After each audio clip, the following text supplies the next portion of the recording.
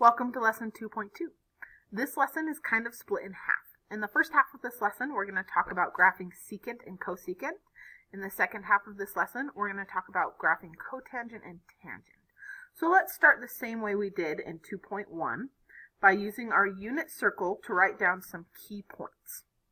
Now, first off, remember that secant is the cosine value flipped.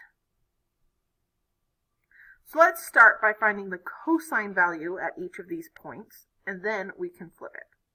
So cosine of 0 radians is 1.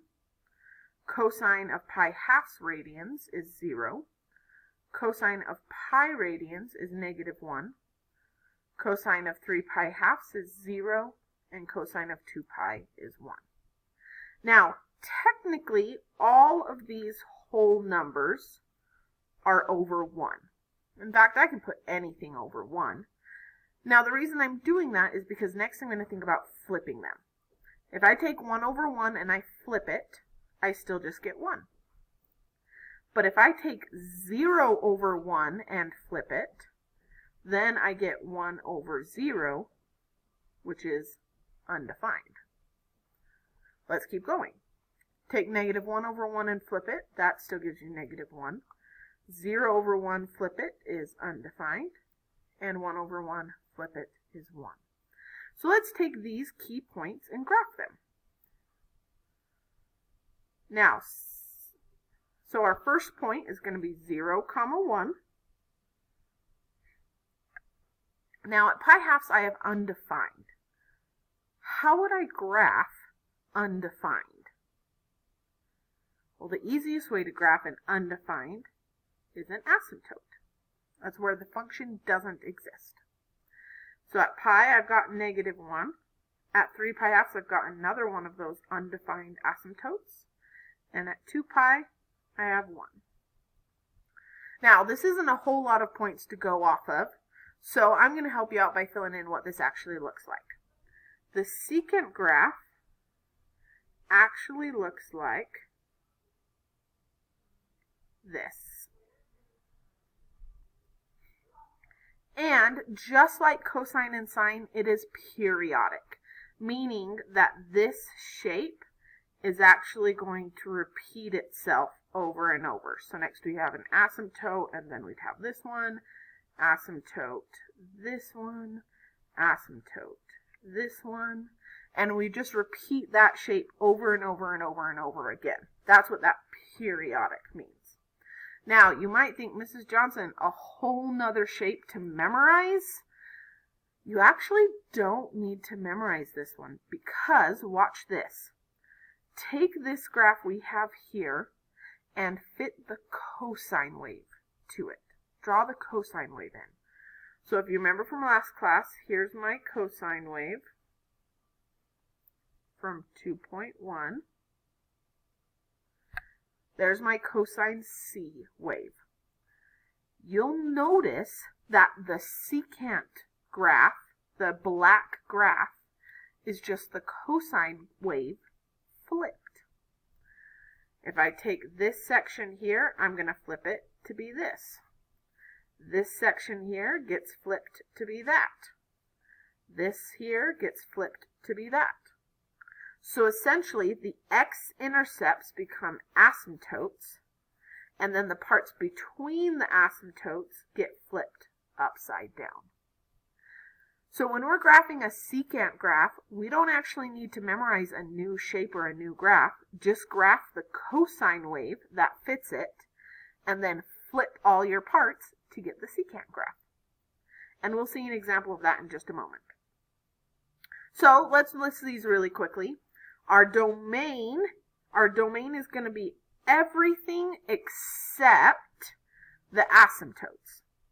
Now, if you think about this, I'm going to have infinitely many asymptotes. I've got this one, this one, this one, and they're just going to keep going and going and going and going.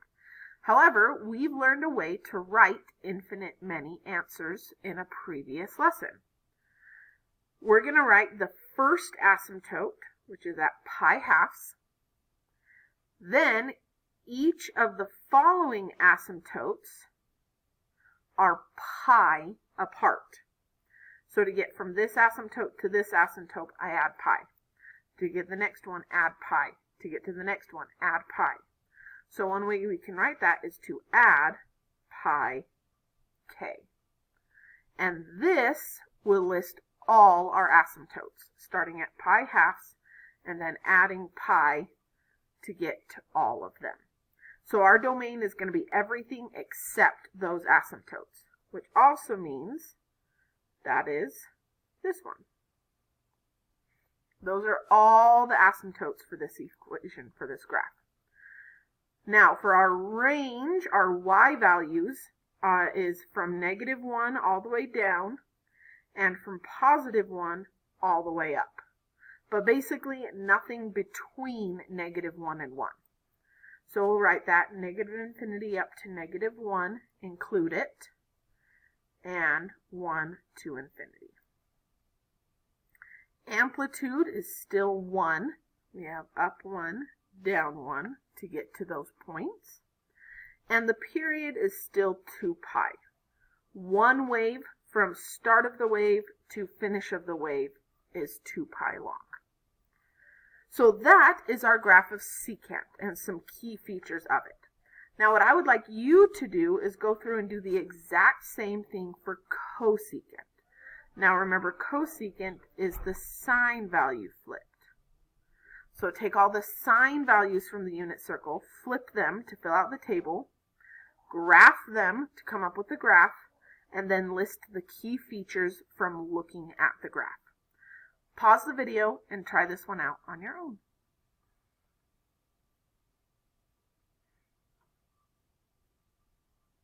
Let's see what you got. Here's my points. I graphed those and I got this with my asymptotes. Now remember, cosecant is the sine graph flipped. So if I fit my sine S wave to this graph, once again, we see it's just the sine wave flipped. We take this part, flip it, take this part, flip it. So, once again, you're not memorizing a new shape. You can just take the sine S and flip the different pieces to get the cosecant graph. There's my asymptotes. Period is still 2 pi from start to finish. Amplitude is up 1, down 1. And range is the same as secant. So those are our base graphs for secant and cosecant. In the next video, we're going to practice doing transformations with these two base graphs.